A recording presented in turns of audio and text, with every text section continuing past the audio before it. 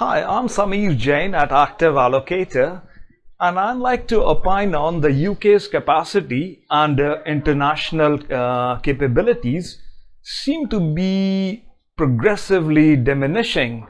We in the US too are retreating from our previously self-appointed global role, and the multilateral trade architecture is itself under threat, with the US retreating from free trade. China is becoming a lot more assertive in general.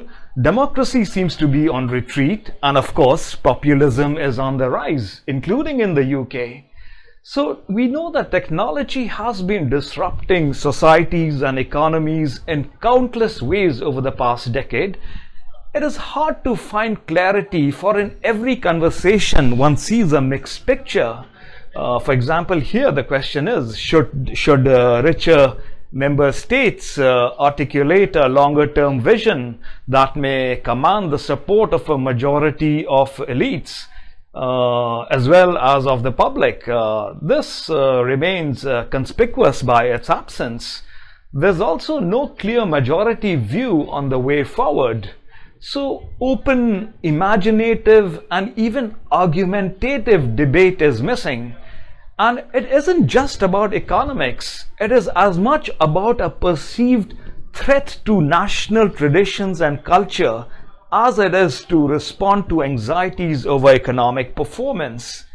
So even here, concerns about the political legacy of bailouts and economic austerity, the divisions this created between debtor and creditor members of the Eurozone, persistent gaps in economic performance, concerns about high indebtedness and banking sector stability in some countries, also fears about Germany's disproportionate influence within the EU. So people are upset with the refugee crisis, bureaucracy, excess regulation, immigration.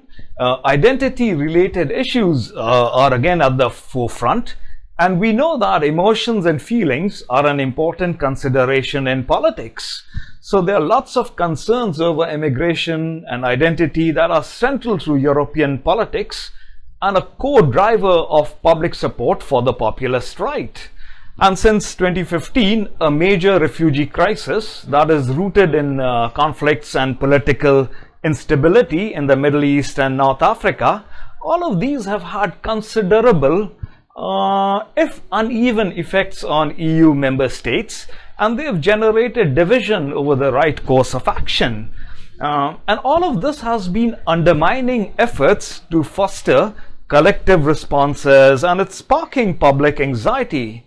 So large-scale immigration provides an ideal climate for the growth of radical parties that are hostile to the EU, and they associate European integration with threats to their countries' sovereign culture, security, welfare states. So for the first time in its history, the EU must contend with contraction rather than enlargement, and it is unclear what the implications will be for future European integration. Also, a major threat to the EU comes from nascent autocracies within its own borders. In Hungary, Poland, Romania, the rule of law and democratic norms are being challenged by governments with authoritarian tendencies. And for Brexit advocates here, an independent trade policy will be a huge benefit from leaving the EU. But that's not clear either to me. Once the EU is outside the single market and customs union, trade with the EU will inevitably be subject to higher tariffs, costs, barriers.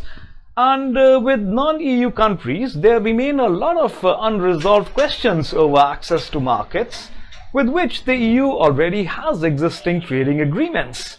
The clear risk is that any growth in trade outside Europe will not make up for the loss of trade within the EU. So Brexit will mean a loss of influence over the direction of EU policy in areas that will continue to matter to Britain: common foreign and defense policies, energy, climate policy, financial regulation. All of these transcend national boundaries, for which the EU is often a driver of global standards. So it's important to figure out overlapping standards, bargaining, institutional cooperation that are essential elements of EU membership. And it's important to figure this out because I see it that all of this is going to evaporate. Let's see what happens. I'll keep you posted. Thank you so much for listening in. Bye-bye.